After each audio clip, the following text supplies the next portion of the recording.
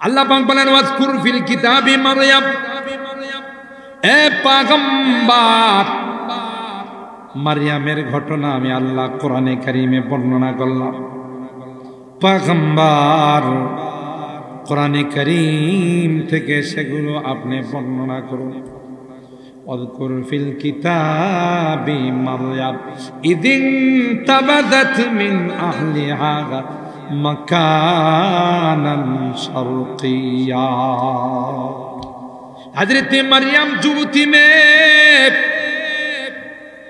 গোসল করে মেকআপ করার জন্য, সাজগুজ করার জন্য আন্দর মহলে প্রবেশ করলো। কইরা চোখের মধ্যে সুরমা লাগায়, বিভিন্ন কসমেটিক্স দিয়া মেকআপ করতে। এই আন্দর মহলের গেটের মধ্যে একটা যুবক দাঁড়ায় গেছে। একটা যুবক এত সুন্দর, এত টল ফিগার, দেখতে যুবরাজ প্রিন্সের মতো মনে হয়। বাবারে বাবা, সুন্দরের অভাব নাই। আল্লাহ এই ঘটনা বর্ণনা করে দুনিয়ার যুবক নারী, যুবতী নারীদেরকে আল্লাহ বলতেছে, এ যুবতী নারীরা, কোন সুন্দর যুবক দেখলে প্রেমের অফার দিও না। আমি তোমাকে ভালোবাসি, আই লাভ ইউ তুমি বইলো না। কারণ মারিয়াম তোমার মতো একজন যুবতী ছিল।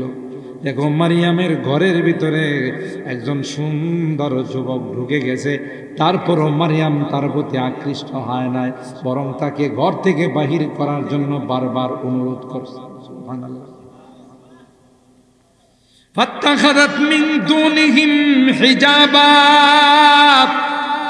ফাআরসালনা ইলাইহা রূহানা ফাতামাসসালা লাহা বাশারান সাওয়িয়া। আল্লাহ। ওই যুবক তার কামরার ভিতরে গেটের মধ্যে যখন প্রবেশ করলো, আল্লাহ বলেন ফাতামাসসালা লাহা বাশারান সাওয়িয়া। দেখতে এত সুন্দর, নাক মুখ চোখ নাক কত সুন্দর, দেখার মতো যুবক। ইউসুফ আলাইহিস সালামকে দেখা রানী হয়েও তার পিছনে পাগল হয়ে গেছে, ঠিক কিনা বলে? কেন আল্লাহ পাক হযরত ইউসুফ পয়গম্বরকে গোটা বিশ্বের মানুষকে যে সৌন্দর্য দিয়েছিলেন, উতিয়া শাতরুল হুসান, তার অর্ধেক সৌন্দর্য সাইয়েদনা হযরত ইউসুফকে আল্লাহ দিয়েছিলেন। তাই তো জুলাইখাও বিশ্ব সুন্দরী রানী ছিল। জুলাইখা অনেক চমৎকার সুন্দরী বউ ছিল, কিন্তু ইউসুফ পয়গম্বরের সৌন্দর্য দেখার পর আর নিজেকে কন্ট্রোল করতে পারে নাই, আউট অফ দা কন্ট্রোল হয়ে গেছে, ঠিক কিনা বলে? অনেক চেষ্টা করেছে। আল্লাহ বলেন, একজন মানুষকে যদি এত সুন্দর বানাইতে পারি, আমার ফেরেশতা কুলের সরদার, সমস্ত ফেরেশতাদের লিডার জিবরাইল আলাইহিস সালাম, তাকে সুন্দর আরো আকৃতি দিয়া মারিয়ামের আন্দর মহলে প্রাইভেট রুমে, পার্সোনাল রুমের মধ্যে ঈসাকে ঢুকাই দিলাম মারিয়ামকে পরীক্ষা করার জন্য। মারিয়াম এই যুবককে দেখার পর দুর্বল হয়ে যায় না, তার ঈমানি শক্তি আরো মজবুত হয়ে যায়। নেক আমল করলে পরকালে একা নয়, আশপাশে বহু বন্ধু আল্লাহ বসায়। সুবহান। এই জন্য আমরা খুব গুরুত্ব সহকারে বাকি যে কয়টা দিন আছে রমজানুল মুবারক, রমজানের জন্য প্রিপারেশন গ্রহণ, প্রস্তুতি গ্রহণ করি। রমজান যেন বেশি বেশি ইবাদতে কাটে, রোজা যেন আমার থেকে ছাড়া না পড়ে, খুব সতর্কতার সাথে চলে, ঠিক না? এই যুবকরা, অনেক যুবকরা রোজা রাখে না, যুবতীরা রোজা রাখে না, স্বাস্থ্য নষ্ট হয়ে যাবে, আছে না এরকম? আবার আদিকলা কিছু মা বাবা, তাই না? আদিকলা মা বাপ, ছেলে বড় হয়ে গেছে, মেয়ে বড় হয়েছে, কয়ে তোরা ছোট মানুষ রোজা রাখিস, আছে না এরকম? এ বড় হয়ে গেছে, উপযুক্ত হয়ে গেছে, মিচুয়েট হয়ে গেছে, তারে যদি আপনি বলেন ছোট মানুষ, আল্লাহ কই বড়, আপনি কোন ছোট, তাহলে কি আল্লাহ থেকে আপনি বেশি বুঝেন? এই আদিকলামি কইরা নামাজ রোজার কথা কন না। যখন ওই ছেলে মেয়ে জাহান্নামে যাইব তখন গামছা দিয়া টাই না মেরে নিয়ে যাইব, কেউ আম্মা আব্বা দুনিয়াতে আপনাদের সাথে ছিলাম, এনা আমার পালাই দিয়ে আপনারা জান্নাতে যাবেন, চলেন বাপ বেটা ছেলে মেয়ে আমরা একসাথেই জাহান্নামে থাকি। বুঝেননি কথাটা? হ্যাঁ, সন্তানদেরকে যদি দিনের উপরে না চালানো হয়, এই সন্তানরা আল্লাহর আদালতে গিয়ে মামলা, রব্বানা ইন্না আতানা সাদাতানা ওয়া কুবারানা ফাআদাল্লুনা সাবিলা। মা বাবার কথা মানছে, এরা রোজা রাখতে না করছে, নামাজ পড়তে না করছে, আমাদেরকে বরবাদ করে, আমাদের জীবনটা নষ্ট করে ফেলছে। এই কথা বলতে থাকবে আর বলবে আমাদের যা শাস্তি হবে মা বাবার যেন তার ডাবল শাস্তি। তাহলে সব জায়গায় আদিক্লামি করা আল্লাহর হুকুমের সামনে, বরং মুরুসবিয়ানাকুম ইযা বালাগু সাবআ সিনিন ওয়াদরিবুহুম আলাইহা ইযা বালাগু 10 সিনিন। 7 বছর বয়স হলে রোজা রাখার অভ্যাস করাও, ফরজ না কিন্তু অভ্যাস করাও। একদিন রাখক একদিন ভাঙ্গক, একদিন রাখক একদিন ভাঙ্গক, সব সময় না। 10 বছর বয়স হলে যাই নামাজে দাঁড় করাও, প্রয়োজনে একটু শাসন করো। আর সাবালেক সাবালিকা হয়ে গেলে তো কোনো কথা নাই, মারপিট করে হলো নামাজ পড়াইতে হবে, ঠিক কিনা বলে? লা তারফা আনহুম আসাকা আদা, শাসনের লাঠি উঠানো যাবে না। এই জন্য যে মা বাবার সামনে দেখবেন সন্তানরা রোজা রাখে না, নামাজ পড়ে না, কঠোর শাস্তি দিতে হবে, ঠিক কিনা বলে? আপনি আবার উল্টা করবেন রোজা রাখিস না, বরং না রাখলে শাসন করতে হবে, নামাজ না পড়লে শাসন করতে হবে, নেশা করলে শাসন করতে হবে, গান বাজনায় গেলে শাসন করতে হবে, ঠিক কিনা বলে? এই জন্য আমি আপনাদের খেদমতে কোরআনুল কারীমের সূরা মারইয়াম, গত বছর তার আগের অংশগুলো তিলাওয়াত করেছিলাম। আজকে 16 নম্বর আয়াত থেকে সূরা মারইয়ামের 21 নম্বর আয়াত, এখানে 6খানা আয়াত। যেহেতু আজকাল 2 দিন আমি আছি, 3 করে হলে কত হয়? 6 হয়। আজকে 3খানা আয়াতের সংক্ষিপ্ত আলোচনা করব ইনশাআল্লাহ। আর কালকে আবার 3খানা আয়াত, কালকে তো আখিরি মোনাজাত, তাই না? আর 3-4 দিনের মাহফিল হলে যত বরকত আছে সব যায় শেষ দিন জমা। আগের দিন কোনো বরকতও থাকে না, সওয়াবও থাকে না, এর জন্য কেউ আয়মান যে না শেষে যায় যা আছে সব নিয়ে না। কোন দিনের কথা আপনার হেদায়েতের কারণ হয়ে যায়, কোন দিন আল্লাহর রহমতের দৃষ্টি আপনার উপরে পড়ে যাবে আপনার জানা নেই, ঠিক কিনা বলেন? হযরতে মারইয়াম আলাইহিস সালাম, তার নামে আল্লাহ কোরআনে কারীমে একখানা সূরার নামকরণ করেছেন। এই সূরাটার নাম হলো সূরা মারইয়াম। কোথাও কোরআনে কারীমে কোনো মহিলার নামে সূরার নাম নাই। আছে ফাতেমা রাদিয়াল্লাহু তাআলা আনহার নামে, আয়েশা রাদিয়াল্লাহু তাআলা, খাদিজাতুল কুবরা, রাবিয়া বসরি, নাই। কোনো মহিলার নামে সূরার নাম নাই। একজন মাত্র মহিলা, যার নাম কি? আপনারা একটু কথা কেন, বেশি লম্বা তাফসীর হবে না ইনশাআল্লাহ। 11টার ভিতরেই চেষ্টা করব দোয়া করার, কালকে যেহেতু আখিরি মোনাজাত, এই জন্য একটু কথা বললেন তাহলে সুন্দর হবে, তাফসীরের ক্লাসে শুনতে ভালো লাগবে। তো মারইয়াম আলাইহিস সালাম, ওনার নামেই কোরআনে একখানা সূরা আছে। এই সূরাটার নাম হলো সূরা মারইয়াম। মুফাসসিরিনে কেরাম তার হিকমত বয়ান করে, খ্রিস্টানরা তৃতীয়বাদ, আল্লাহ, মারইয়াম, ঈসা 3 খুদার বিশ্বাসী। নাউজুবিল্লাহ, আপনারা কইতেন না? কোন খুদার বিশ্বাসী? 3 খুদা। আল্লাহ তো আছে, আর আল্লাহর স্ত্রী হলো মারইয়াম। আরো আসতে নাউজুবিল্লাহ। আর আল্লাহর সন্তান হলো ঈসা। কত বড় শয়তান! এদের ধর্মীয় আকীদা আর বিশ্বাস হলো এদের নবী ঈসা, এরা যত আকাম কুকাম করবে কিয়ামত পর্যন্ত, যত রকমের গুনাহ নাফরমানি অপরাধ এর জড়িত হবে এদের নবী নাকি এগুলোর আগে কাফারা দিয়া গেছে। কেমনে কাফারা দিছে? শুলিতে চড়ছে। অথচ আল্লাহ বলেন ওয়ামা কাতালু ওয়ামা সালাবু ওয়ালাকিন শুব্বিহা লাহু। আমার নবী ঈসারে হত্যাও করতে পারে নাই, শুলিতেও চড়াইতে পারে নাই, বার রাফাআহুল্লাহু ইলাইহি, বরং আল্লাহ তাকে আসমানে উঠায় নিয়ে গেছে। ঠিক না? আর এই শয়তানগুলো কি কয়? আমরা ওনার উম্মত যত রকমের পাপাচারে লিপ্ত হব, ঈসা নবী নিজে স্বেচ্ছা শুলিতে চড়ে এগুলোর কাফারা দিয়ে গেছে। পাপ করবো এরা, নবী দিয়ে গেছে কি কাফারা। চিন্তা করছেন কি সহজ লাইন। এটি হলো তাদের ধর্মীয় বিশ্বাস। তো এই জন্যে আল্লাহ তাআলা হযরতে মারইয়াম আলাইহাস সালামের নামে একটা সূরার নামকরণ করেছেন। কারণ যারা একটু শিক্ষিত ভদ্র এরা এদের নাম মানুষের সামনে পায় না।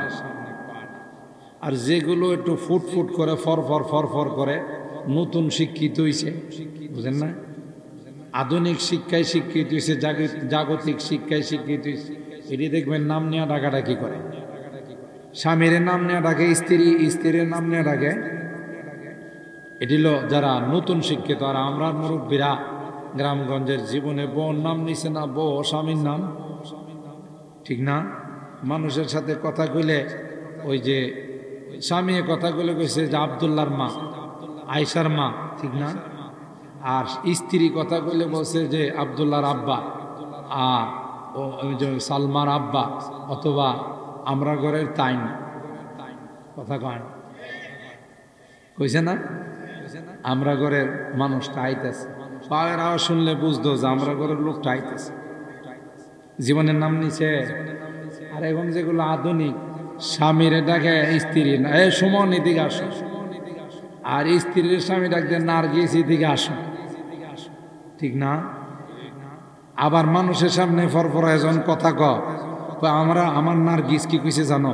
তোর নার্গিস এনে কসকা, তোর নার্গিস ঘরে কি কইছে না কইছে, তোর বৈঠকে কবার লেগে কইছে। আছে না এরকম বেশরম?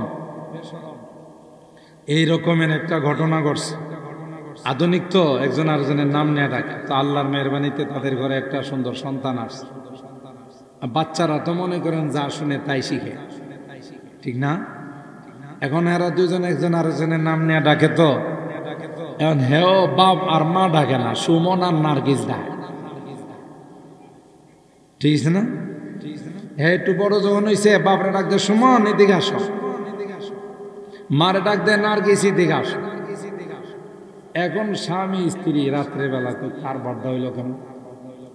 পোলায় আমার নাম নিয়ে ডাকছে, এইটাই শিখছে, ঠিক না? বাচ্চারা তো যা শুনে তাই শিখে। এখন আব্বু আম্মু ডাক শোনার রাস্তা কি? পরামর্শ করে একটাই রাস্তা, আমাদের ডাক পাল্টাইতে হইবে। দুইজনের ডাক পাল্টাই রে। কেমনে? তুমি আমার আব্বু ডাকবা আর আমি তোমার আম্মু ডাকবো। এছাড়া তো বলে আব্বু আম্মু শিখবো না, কিছু করার তো না। কথা কন কি হইল তোর আধুনিকতায়? বরে আম্মু ডাক আর স্বামীরে তুই আব্বু ডাক, ফাইজলামি কোথাকার। কোরআনে আল্লাহ তাআলা বলেন সূরা মারইয়ামের মধ্যে হযরতে মারইয়ামের নাম বারবার আমি উচ্চারণ করি। কোথাও কোরআনে একজন মহিলার নাম এতবার আসে না। ইয়া মারইয়াম মুকনুতি লিরাব্বিক ওয়াসজুদি ওয়ারকাই ইয়া মারইয়াম। আল্লাহ বারবার ওয়াজকুর ফিল কিতাবি মারইয়াম, বারবার মারইয়ামের নাম উচ্চারণ করে আল্লাহ এই কথার জানান দিচ্ছে, মারইয়াম কোনদিন আমার স্ত্রী নয়, স্ত্রী হলে তার নাম নিয়ে আমি কোনদিন ডাকতাম। বুঝছেন কথাটা? এই সূরাটার নামকরণের মূল কারণ হলো এটা, সূরা মারইয়াম। আচ্ছা, এরপরে ঈসা যে আমার সন্তান না, এটা এখানে আর একটু সামনে যায় কইছে, এটা আল্লাহ আয়াতে রাখলে সামনে ইনশাআল্লাহ। ওখানে যায় যখন হযরত ঈসা রুহুল্লাহকে আল্লাহ দিয়েছেন মারইয়াম আলাইহিস সালামের ঘরে, ঈসার আব্বার নাম জানেননি আপনারা? আব্দুল লতিফ, আব্দুল বারি। হ্যাঁ, বাপ নাই। বাপ ছাড়া আল্লাহ সন্তান পাঠাইছে, তাই না? শুধু মার মাধ্যমে। আদম আলাইহিস সালামের আব্বার নাম জানেননি? তাও জানেন না তো জানেন কি? আদম আলাইহিস সালামের আম্মার নাম তো জানেন অবশ্য। এই যে আসল কথা কইছি, মাও নাই বাপও নাই, আল্লাহ বাপ মা ছাড়াও সন্তান দিতে পারে, সন্তান বানাইতে পারে, শুধু মা দিয়েও বানাইতে পারে। এটা আল্লাহ দেখাই দিয়েছে। সুবহানাল্লাহ। বাপ মা ছাড়া শুধু মা দিয়ে, আবার বাপ মা দিয়েও বানাইতে পারে। এটা আমার আল্লাহর কুদরতি ক্ষমতা। সুবহানাল্লাহ। তো হযরত ঈসা রূহুল্লাহ দুনিয়াতে আসছেন মার মাধ্যমে। এই ঘটনাটি আল্লাহ এখানে বলেন কেমনে আসছে। তো ওখানে গিয়া সামনে আমি কথাটা ফিনিশিং দিয়ে নি। তো এই জারদ সন্তানগুলো, খ্রিস্টানগুলো ঈসারে কয় আল্লাহর সন্তান। কি কয়? আল্লাহর সন্তান। তো আল্লাহ তাআলা আগে কায়দা করছে, এরা বলার আগে ঈসা রূহুল্লাহ যখন দুনিয়াতে আসবে, যেহেতু বাপ নাই, মা ও যুবতী মেয়ে, সন্তান আইলে তো সবাই যাই জিজ্ঞেস কিরে বাচ্চা আইলো কুত্তিকা, বিয়ে শাদী হয় নাই, স্বামী নাই, বাচ্চা আসলো কুত্তিকা, এ কথা মানুষে কইব না। আর এই ভয়ে হযরত মারইয়াম আলাইহাস সালাম লজ্জায় শরমে ইয়া লাইতানি কুনতু নাসিয়াম মানসিয়া, আল্লাহ আমি যদি একবারে উধাও হয়ে যেতাম, আমার যদি কোথাও কেউ আমার জানতে না পারে, আমি বাচ্চা আসলে কি জবাব? আল্লাহর কাছে যখন বলছে, আল্লাহ বলেন ফাকুলি ইন্নী নাযারতু লিররহমান, ফাকুলি ইন্নী নাযারতু লিররহমানি সাওমা ফালান উকাল্লিমাল ইয়াওমা ইনসিয়া। এ মারইয়াম, তোমার বাচ্চা নিয়ে যখন এলাকার মধ্যে আসবা, এলাকার মধ্যে যখন তুমি প্রবেশ করবা, এ মারইয়াম, মানুষজন আইসা তোমারে কিছু জিজ্ঞাসা করবে, সুজা তুমি বলে দিবা আমি আল্লাহর নামে রোজা রাখছি। এটা খুদার রোজা নয়, এটা কথা না বলার রোজা। ফাকুলি ইন্নী নাযারতু লিররহমানি সাওমা ফালান উকাল্লিমাল ইয়াওমা ইনসিয়া। ভুলেও কোনো কথা কমো না, তোমরা যতই আমার খুশাখুশি করো, আমার আল্লাহ না করছে কথা বলা। সুবহানাল্লাহ। জোরে তোমাদের কোনো প্রশ্ন থাকলে, যার সম্পর্কে প্রশ্ন তাকে তোমরা প্রশ্ন করো, সে জবাব দেবে।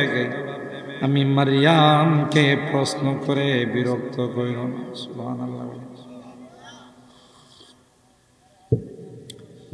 হযরত ঈসা রূহুল্লাহ দুনিয়াতে আসার পর মারইয়াম যখন এলাকার মধ্যে আসলো,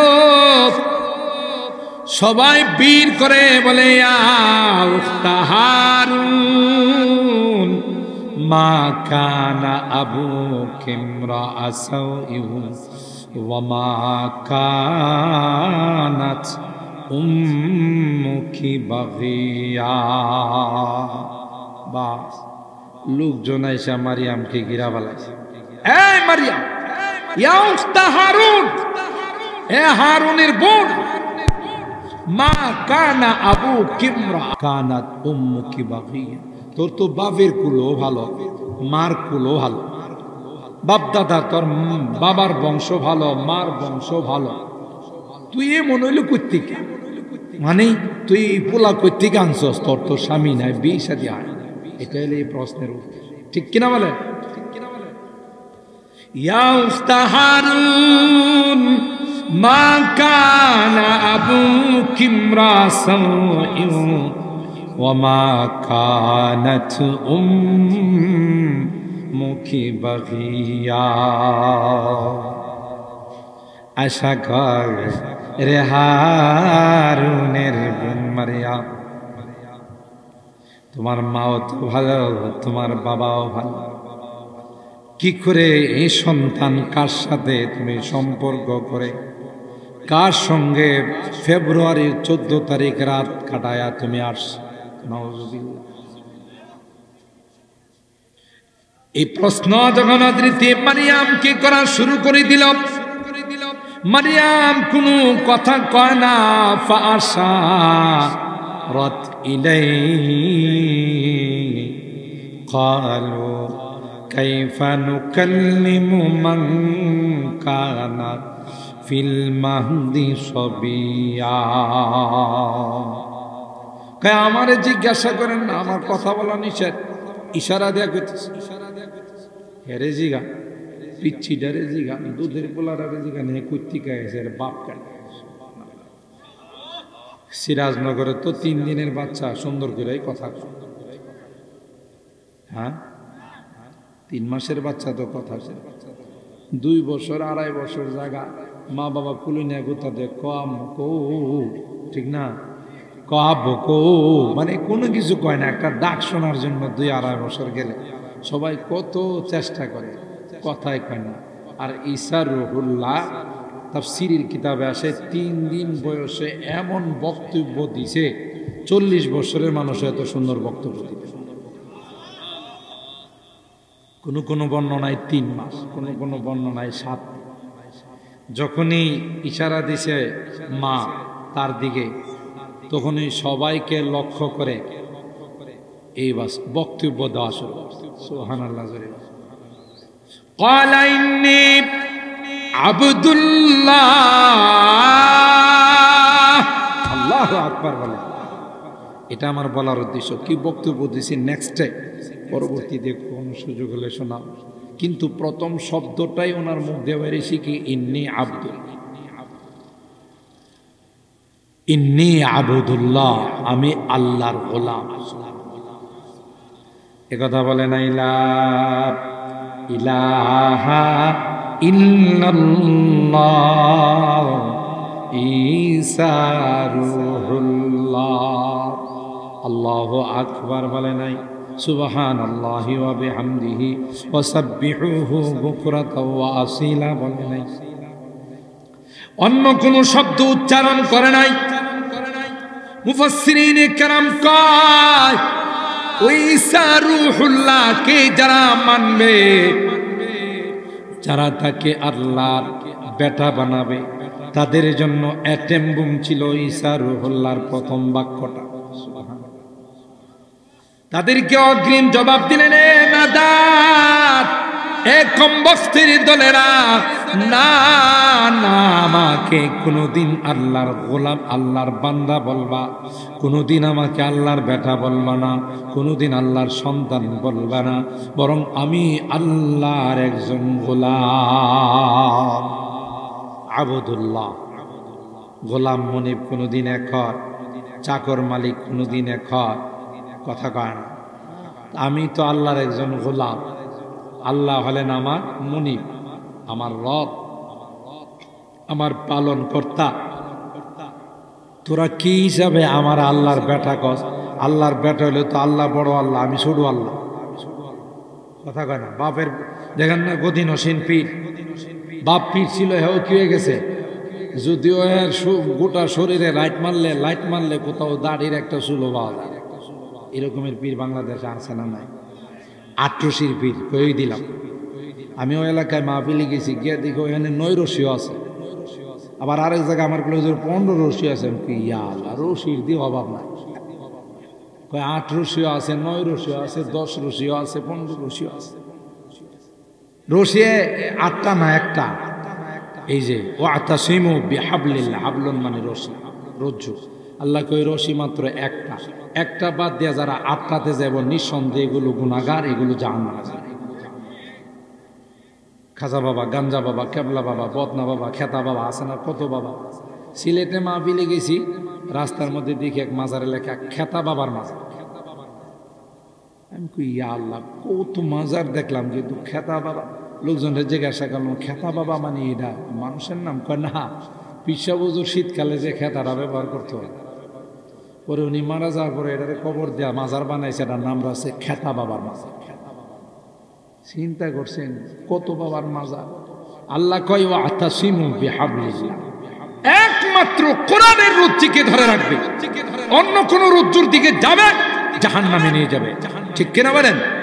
ইন্না হাযা সিরাতি মুস্তাকিমান ফাত্তাবিউ ওয়ালা তাত্তাবিউস সুবুলা ফাতাফাররাকা বিকুম আন সাবিলি।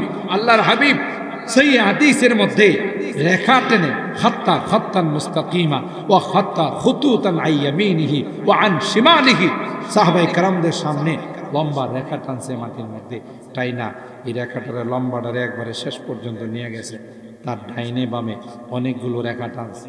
এরপরে আল্লাহ নবী বুঝাইল এটা কি টানছি বুঝো?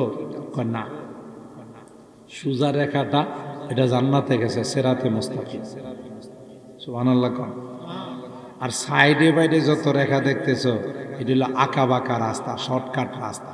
প্রত্যেকটা রাস্তার মাথায় শয়তান বসা আছে, ডাকতেছে স্যার আপনি এত লম্বা রাস্তা দিয়ে কতক্ষণে যাইবেন, আমার রাস্তা শর্টকাট, আয়েন সুজা জান্নাতে দিয়ে দিব, 2 ঘন্টা লাগবে সেটা দিয়ে গেলে, আমার এই রাস্তা দিয়ে গেলে আধা ঘন্টা লাগবে।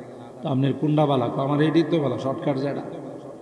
এই জন্য আমি অনেক বয়ানে বলি, ঢাকা শহরে যদি যান রাত্রে বেলায় যদি সৈয়দাবাদ, মহাখালী, গাবতলী গিয়া নামেন, দেখবেন শত শত সিএনজি আসা। স্যার স্যার কই যাবেন? স্যার আসেন, হ্যাঁ রাত বাজে 2টা 3টা। আপনি যদি বলেন আমি মিরপুর যাবো, আমি মালিবাগ যাবো, স্যার আসেন, মেইন রোডে ট্রাকের জাম লেগে রয়েছে, স্যার বাইপাস রুট দিয়ে নিয়ে যাবো, শর্টকাট রুট। হে দেখবেন একটু করে গুলিতে ঢুকিয়া আপনার বুক বরাবর, সিনা বরাবর ছুরি ঠেকাই করবো, স্যার যা আছে দিয়ালাম। কথা কয় না? কিরে বাবা তুমি তো আমার বাসায় পৌঁছাই দিবা, শর্টকাট রাস্তায় নিয়ে যাবা, তোমার বিশ্বাস করলাম, তুমি যে সব নিবার আইসো। কয় স্যার এই মনে হয় শর্টকাট রাস্তা দিয়ে যাইতে চাইলে কিছু দন লাগে। কথা কি বুঝছেননি আমার? শর্টকাট রাস্তা দিয়ে যাইতে চাইলে কিছু কি করা লাগে? দেওয়া লাগে, এমনি যাওয়া যায় না। ঠিক শয়তান ডাকবে, নামাজ লাগবে না, রোজা রাখবে না, আল্লাহ বিল্লাহ কিছু করা লাগবে না, পর্দা কিছু করা লাগবে না। মাঝে মধ্যে আমারে পাতলা মাল নিয়ে কিছু হাদিয়া দিস, পাতলা মাল চিনিনি, টাকা টাকা দিলে তোর জান্নাতের দায়িত্ব আমার, জাহান্নামের দায়িত্ব। জাহান্নামও দিল তোর বড়টার দম, ছোটখানো কোনো জাহান্নাম দেব না। দেন গত আমলে বঙ্গবন্ধুর মৃত্যুবার্ষিকীতে এক হুজুরের দোয়া করবার লেগে দিয়েছে, তো ওই হুজুরে হাত তুলে কয়ে আল্লাহ বঙ্গবন্ধুকে জাহান্নামের সর্বোচ্চ মাকাম দান করুন। হ্যাঁ চিন্তা করছে বেটার যখন দিব ওই তো ছোটখাটো জাহান্নামে দেয়া লাগবে। একটা বড় নেতা ছিল বাংলাদেশ, এখন তো দোয়ার পরে সবাই কয়ে এটা কুলু কি, হে বলে বঙ্গবন্ধুর একবার সর্বোচ্চ মাকাম দান। বুঝেন নাই কথা? শয়তান প্রত্যেকটা রাস্তার মাথায় মাথায় দাঁড়ায় আছে, আসেন শর্টকাট, ওয়ালা তাত্তাবিউস সুবুলা ফাতাফাররাকা বিকুম আন সাবিলি। সাবধান, এই শর্টকাট রাস্তায় যায় না। তোমার আয়সা বলবে নামাজ লাগবে না, রোজা লাগবে না, আল্লাহর বিল্লাহ কিছু করা লাগবে। আপনি মুড়ি দিতে গেলেই ও তোর বউ কই, খাজা বাবা গাঞ্জা বাবা আমার বউ দিয়া কি করবেন? কই গাধা তুই একা জান্নাতে যাবি, তোর বউ যাওয়া লাগবো না। ও যাইবো তাহলে আমার এখন সিনন লাগবো না? হ্যাঁ বলি সিন না রাখবো, না দেখলে আমি সিনম করতে। ভণ্ড কোথাকার, জুতা দেয়া গালটার মধ্যে দিবে। তুই আমার বউরে দেখবার একটা বাই তারা করছস, তাই না? এগুলো ভণ্ড, লুচ্চা, বদমাস। কথা বলেন ঠিক কিনা? ইমানের ডাকা। কিসের ডাকা? ইমান। বড় হুজুর রহমাতুল্লাহ আলাইহি তাফসীরের মধ্যে প্রায় এগুলো বলতেন যে কত রকমের ভণ্ড কতভাবে ধরা খাইছে। ফুলসেরাতের দায়িত্ব নিছে, জমিনের লাইল দিয়া যাইতে পার না, বেড়া যায় মরিদরা দয়রা এমন পিটন দিছি কিরি, ফুলসেরাত তো এর চেতে আরো চিকন, চুলের চেতেও চিকন, হীরার চেতেও ধাপ। তুই লাইল দিয়া যাইতে পারস না, ফুলসেরাত আমরা কেমনে পারবো? বাটফার কোথাকার, সিটার কথা, ঠিক না? লইছে পিঠা। আরেকবার হয়েছে বলি আমি মাঝে মধ্যে খাইতে বইছে, হ্যাঁ তখন বয় করছি কি তার কয় মার দিছে বাতের নিচে, ঠিক না? কারণ হ্যাঁ উজু করার সময় খানায় খাবার কুকুর তাড়াইছে। উজু যখন করে লাঠিটা দিয়ে হঠাৎ হোস হোস, আশপাশে যারা আছে তারা খাজা বাবা গাঞ্জা বাবা কেবলা বাবা কি তাড়াইলেন? আমরা তো কোনো কুকুর বিড়াল বুঝবি এটা মারিফতের শর্ট লাগবে। আমি দেখতেছিলাম খানায় কাবার ভিতরে কুকুর ঢুকতেছে, লাঠি দিয়ে যখন আমি হুসকুসি গেছে গা। উরি বাবা, মরিদরা তো কেউ পরে পায়ে, কেউ পরে মাথায়, কেউ পরে শরীরে। খাজা বাবা, গাঞ্জা বাবা, কেবলা বাবা, কত বড় মারিফতি চোখ বাংলাদেশে বই খানায় কাবা দীক্ষা বালাইছে। আপনারা যারা হজ ওমরা করতে গেছেন, গোটা মক্কাতে কোনো কুকুর পাওয়া যায়? খানায় কাবা তো দূরের কথা, আমি দর্শনে যখন গেছিলাম তখন মদিনার থেকে রাত্রে আমাদের সফর ছিল মক্কা। আসার পথে এক জায়গায় হোটেলে বিরতি দিয়েছে, তো কত দূরের থেকে যেন একটা কুকুরের আওয়াজ শুনছে গ্রামগঞ্জ। আর এই শয়তানে কয় খানায় কাবার ভিতরে বলে কুকুর ঢুকতেছে। ভণ্ড কত প্রকার দেখছেন। আর বুঝলাম কুকুর মক্কাতে আছে, ধরে নিলাম একটা লম্বা মানুষও তো চৌকাট লাগাল পাই, এটা কি সরাইলা কুকুর পাইছো তুমি? বলে এটা লম্বা আছে, এটা লাভ দিয়ে উঠে যাবো, কথা কয় না। তাইলে এই ভণ্ড এই কাম করছে পরে যে এখন তো মনে করেন রাগটা কমছে না, আরো বাড়ছে। একে তো দিছে শেষে আবার কি কয় মাস নাই, ভাতের নিচে তো হ্যাঁ দেয় না, কয় মাস নাই। মুরিদিরে কয় তোর খবর আছে, আমার অপমান করছে। মুরিদি বড় কই এটা কি করলাম, দিলাপ হিসাবে পরে আবার কয় মাস দিলাম না। এখন মুরিদের বউ কয় আমার বাড়ির বারান্দায় বয়া হে তো দূরের মক্কার খানায় কাবা দেখে, আর এই মাত্র সামান্য একটু আদা হাত নিচে কয় মাস দেখে না, কথা কয়। হে এতটুক কামে লিছে বাতের নিচে কয় মাস দেখে না, আর হাজার হাজার মাইল দূরে খানায় কাবা দেখে। ভণ্ড ছাড়া আর কিছু না, কথা তো ঠিক। বাত একটু আলগিদা দেখেছি, এটার নিচে আসলে দুইটা কয় মাস। এগুলো ভণ্ডামি, ইমান নষ্ট করার এক ষড়যন্ত্র। ইয়াকুনু ফি আখিরিজ জামান দাজ্জালুন কাযাবুন ইয়াতুনাকুম মিনাল আহাদি বিমা লাম তাসমাউ আনতুম ওয়ালা আবাউকুম ফাইয়াকুম ওয়া ইয়াহুম লা ইউদিল্লুনাকুম ওয়ালা ইফতিনুনাকুম। সুবহানাল্লাহ। আল্লাহর হাবিব বলেন উম্মত, একটা সময় আসবে ভণ্ডদের আবির্ভাব হবে, ইমানের ডাকাতরা আসবে রে। তাদের উদ্দেশ্য হবে তোমাদের ইমান ডাকাতি করা। সাবধান সাবধান, এদের কাছে তোমরা যেও না, তাদেরকেও তোমাদের কাছে আসতে দিও না, ঠিক কিনা বলে? এরা আসলে তোমাদের ইমান ডাকাতি করে নিয়ে যাবে, বেঈমান বানাই নিবে, ঠিক কিনা? শর্টকাট কথা বলেন, ঠিক কিনা? একদল বাইরে এখন রমজান আইতেছে, দেখবে তারাবির নামাজে হাত রাখা। এটি গ্রামগঞ্জের এগুলোর বিপদ আপদ এখন আইসে না, শহর বন্দরে খুব বেশি জোরো হাওয়া চলতেছে, কথা কয়। তারাবি কয় রাখা, হেরা কয় কত রাখা। এটা হইলে আর এক ইবাদতের ডাকাত, মানুষের ইবাদতের ডাকাতি করার জন্য। আপনি যদি 8 রাকাত তারাবি পড়েন, আপনার কোরআনে খতম হইব। একটা মাঝখানে যে একটা এলোমেলি করে আসলেন, মসজিদের পরিবেশ নষ্ট হইল না, হইল না। এই এক বাটফারি করার জন্য এই দল বাইরেছে। কোন সহিহ হাদিস দ্বারা তারাবি 8 রাকাতের কোনো প্রমাণ দেখাইতে পারবে না, ঠিক কিনা বলেন? 8 রাকাতের কথা যেটা আছে এটা তারাবি না, এগুলো কিয়ামুল লাইল, রাত্রের তাহাজ্জুদের নামাজ।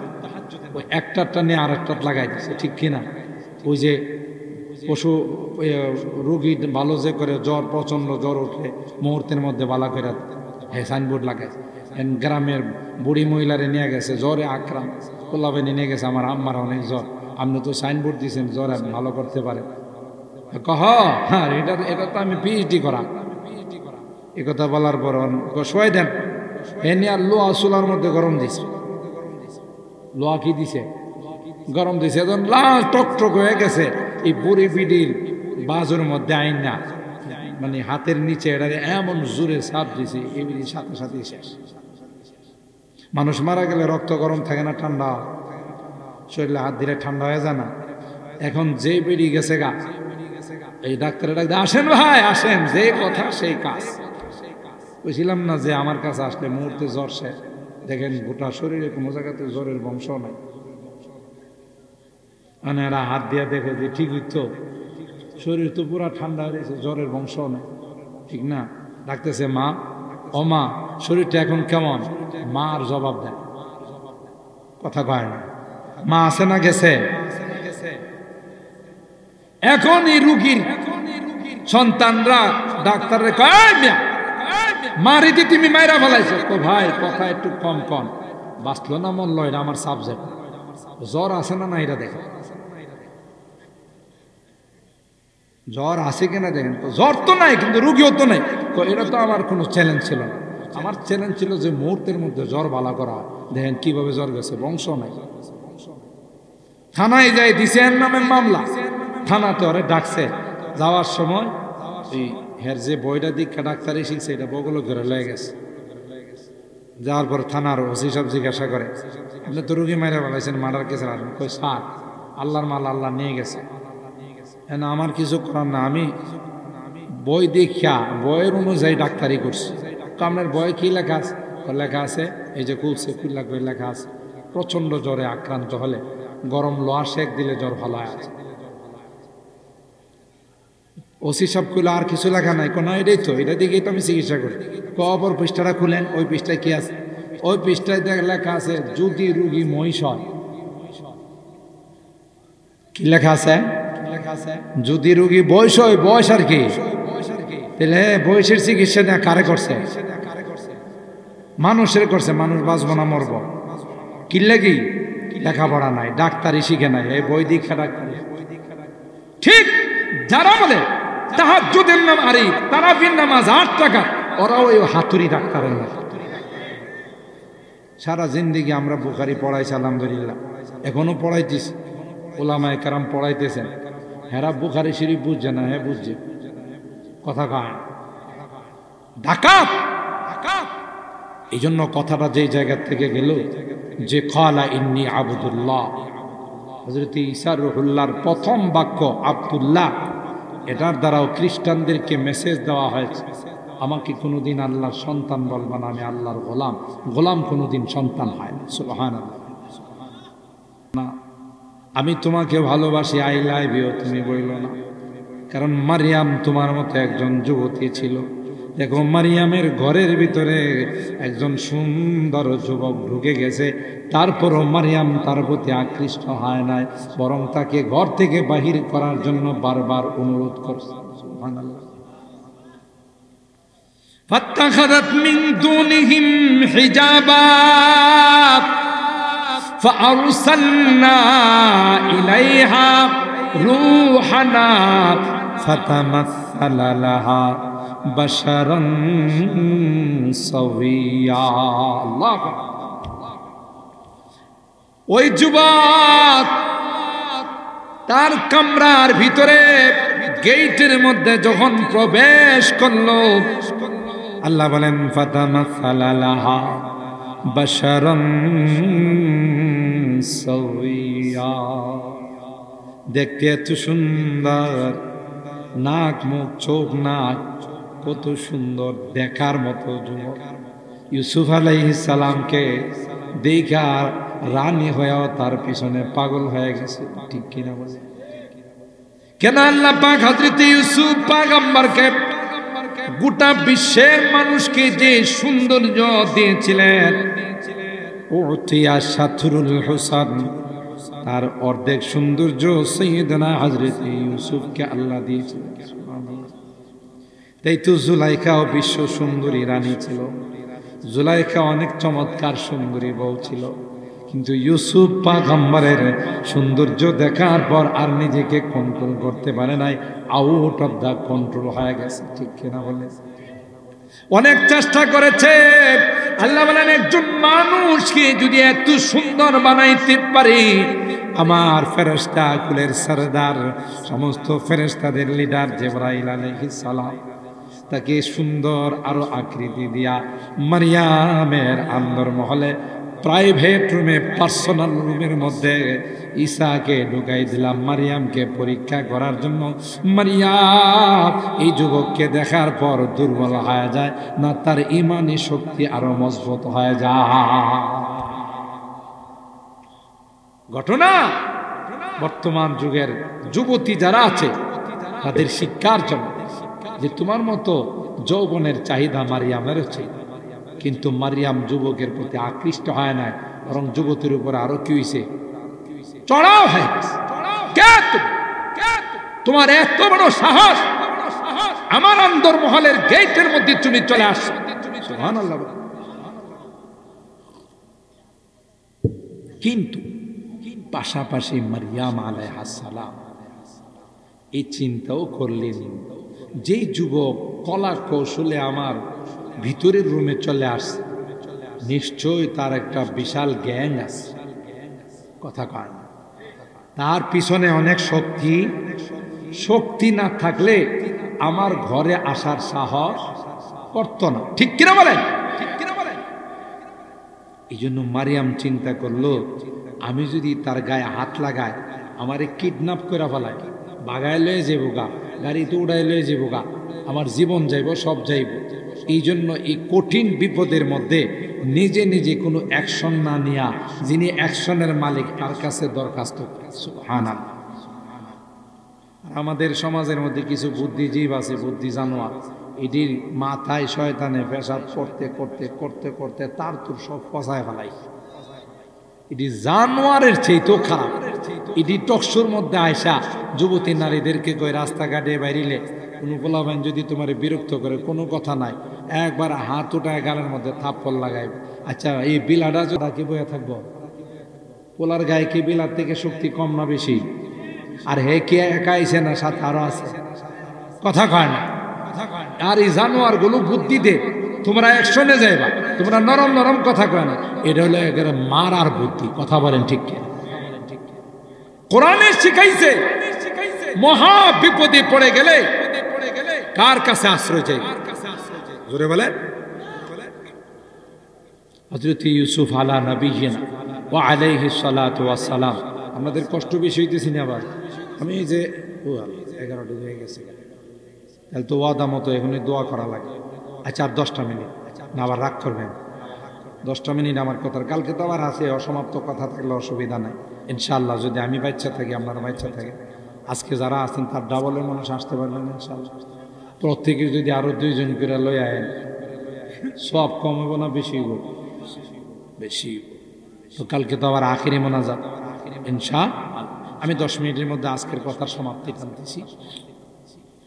হযরত ইউসুফ আলা নবিয়িনা ওয়া আলাইহিস সালাতু ওয়াস সালাম, জুলাইখা যখন সমস্ত গেটগুলো তালা লাগায়া বন্ধ করে দেয়, বন্ধ কইরা ইউসুফরে ডাক দিয়া কয় ওয়াকালাত ওয়াগাল্লাকাতিল আবওয়াবা ওয়াকালাত আইতা, সমস্ত গেট বন্ধ করে ইউসুফ আলাইহিস সালামকে জুলাইখা বলে, হাই তালাক, এখন যাইবা কই? আমার ডাকে সাড়া না দেয়া তোমার কোথাও যাওয়ার উপায় আছে? সব বন্ধ, যাইবা কই? ইউসুফ আলাইহিস সালাম কি কয় জানেন? যদ্দূর যাইতে পারি উদ্দূর যাবো, বাকিটা তো আমার কাম। জোরে কোন সুবহানাল্লাহ। হযরত ইউসুফ পয়গম্বর যেখানে ছিল সেখান থেকে সামনের দিকে অগ্রসর হলো, আর মালিককে বলল, কালা মাহাযাল্লাহ,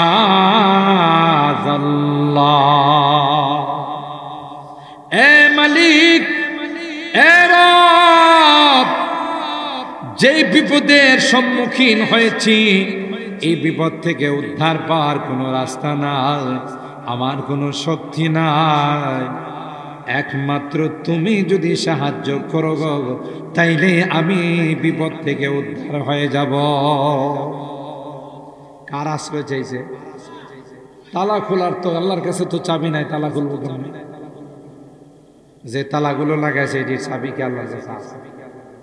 ইউসুফ আলাইহিস সালাম আল্লাহরে কইলে কি, আল্লাহ যদি ডাক থাকে, আমার কাছে ইউসুফ চাবি নাই, কিছু করার। কথা কান, আল্লাহ তালা খুললে চাবি লাগে, তালারে কইব খোল, সাথে সাথে খোলে। ঠিক কিনা বলেন? গেটগুলোকে বলবেন খোল। হযরত ইউসুফ পয়গম্বর মাআযাল্লাহ ইন্নাহু রাব্বি আহসানা মাসওয়ায়া ইন্নাহু লা ইউফলিহুল যালিমুন। ইউসুফ পয়গম্বর কানা না, আমার আশ্রয়ের জায়গার কোথাও না, আমার আশ্রয়ের জায়গা একমাত্র কে? আর একটু জোরে বলতে হবে কে? বলতে দেরি হয়, তাফসীরের কিতাবের মধ্যে আসে সাথে সাথে তালাগুলো খুলে যায়, গেটগুলো খুলে যায়। সুবহানাল্লাহ। তালা কে খুলেন? গেট কে খুলেন?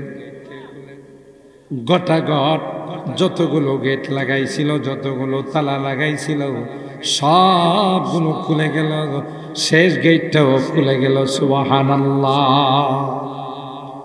তাইলে বিপদে পড়লে আশ্রয় নিতে হবে কার?